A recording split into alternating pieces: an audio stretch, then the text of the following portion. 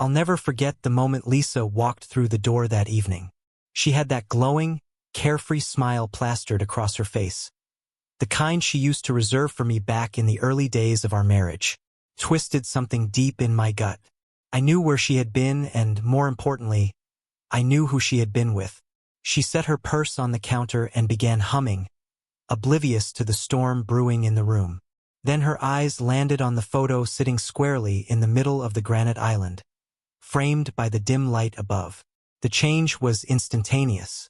Her smile vanished, replaced by a pale, ghostly expression. Her breathing grew shallow, and she staggered back a step. For a moment, I thought she might faint. She gripped the edge of the counter, her knuckles white, as if the image in that glossy 5x7 could physically harm her. I printed it this morning. The picture was of her in that unmistakable red dress, the one I bought her for our anniversary 2 years ago. She was laughing, her head tilted back, while another man held her close. His hand rested on the small of her back. Too familiar, too intimate.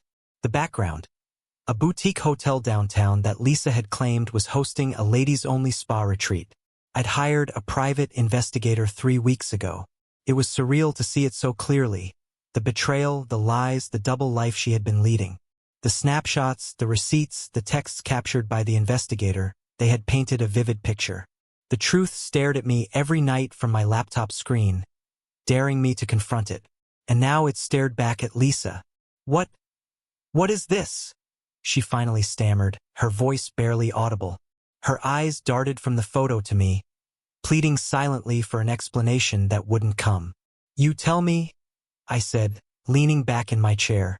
My voice was calm, too calm. It was the calm before the storm. Her lip trembled, but she didn't speak. She looked cornered, like a deer frozen in the headlights of an oncoming semi. Her mind was scrambling, probably trying to piece together a story, a way out. But there was no way out. "How long?" I asked, my tone cutting through the silence like a blade. "Ethan, how long?" I repeated, my voice rising slightly. She hesitated, then crumbled. 6 months, she whispered, barely audible. 6 months. Half a year of deceit, of sharing her laughter, her intimacy, her body with someone else. I felt the familiar surge of anger, but I didn't let it show. Not yet. I stood and walked to the counter, picking up the photo. I held it out to her, forcing her to look at it again. "Him?" I asked, pointing to the man in the picture. "What's his name?" "Mark," she muttered, tears welling up in her eyes. "Mark," I repeated, letting the name roll off my tongue. "Mark, the guy you've been meeting in fancy hotels while telling me you're at book club or the spa. Mark, the guy who's been stealing my wife while I'm working overtime to pay for this house, for your car, for your life? That Mark." She broke down then, sobbing, her hands covering her face. I didn't move to comfort her. Couldn't. The sight of her tears did nothing but fuel my anger. "Ethan, I'm so sorry," she choked out between sobs. "I never meant for this to happen. It was a mistake." "Stop," I said sharply, cutting her off. "A mistake is forgetting to pick up milk from the store.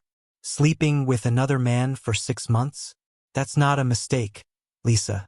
That's a choice. Repeated. Deliberate. A betrayal." She stared at me, her tear-streaked face full of regret. But I couldn't tell if it was regret for what she had done or for getting caught. "I can't lose you," she whispered, stepping closer to me. "I'll end it with him. I'll do whatever it takes to fix this. Please, Ethan, I love you." I laughed then. A cold, bitter laugh that seemed to surprise even me. "You love me," I echoed. "You don't betray someone you love, Lisa. You don't destroy their trust, their sense of self, their world, and then tell them you love them." And I turned away from her, unable to look at her face any longer. I walked to the living room and picked up a folder from the coffee table. I handed it to her. "Take a look." Her hands shook as she opened the folder. Inside was everything. The investigator had gathered photos, hotel receipts, timestamps, proof. Her face crumbled as she flipped through the evidence. "Ethan, save it," I said, cutting her off again. You've said enough. I had spent the last 3 weeks not only uncovering the truth but preparing for this moment. I consulted a lawyer, changed the passwords to all our accounts, and had the locks to the house rekeyed. Everything was set. I want you out of this house by tomorrow, I said. I've already spoken to a lawyer. The divorce papers will be ready next week. She gasped. Divorce? Ethan, no, please. We can work through this. We can go to counseling, start fresh. There's no starting fresh, Lisa. Not after this. You killed whatever was left of us the moment you let him into your life. She fell to her knees, sobbing uncontrollably.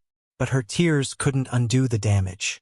They couldn't erase the image of her in that red dress, her body pressed against another man's. They couldn't repair the shards of trust she'd shattered into a million pieces. I left her there, crumpled on the kitchen floor, and walked upstairs to our bedroom. I grabbed a suitcase I'd packed earlier and wheeled it into the guest room. I didn't want to spend another night in the same bed with her. That night I couldn't sleep. Memories of our life together played in my mind like a cruel montage. The day we met, our wedding, the vacations, the plans we made for the future. All of it felt like a lie now. I wondered how long she had been unhappy, how long she had been pretending, and then I wondered why I hadn't seen it sooner. The next morning, Lisa was gone. She left a note on the counter begging me to reconsider, but I didn't read past the first line. I didn't need to. Her actions had spoken louder than any words ever could. In the weeks that followed, I focused on rebuilding. I threw myself into work, reconnected with friends I'd neglected, and started therapy. I learned to let go of the anger, the bitterness, the hurt, and eventually I found peace. One day, I received a message from Mark's wife. She had found out about the affair as well and wanted to meet over coffee. We shared our stories, our pain, and our plans for moving forward. It was strangely therapeutic. We realized we deserved better, and we vowed to support each other in our respective journeys to healing. Months later, I heard through the grapevine that Lisa's relationship with Mark had fallen apart. She had moved out of the city, leaving behind the life she had destroyed. I felt no satisfaction in her downfall, only a sense of closure. She had made her choices and I had made mine. The photo that started it all now sits in a box in my closet, a relic of a past life. It serves as a reminder of the lessons I've learned, to value honesty, to never settle for less than I deserve, and to always trust my instincts. And as for me, I'm doing okay. Better than okay, actually. I've started dating again, cautiously optimistic about the future. For the first time in a long time, I feel free. Free to live, to love, to be happy. And that, I've realized, is the best revenge of all.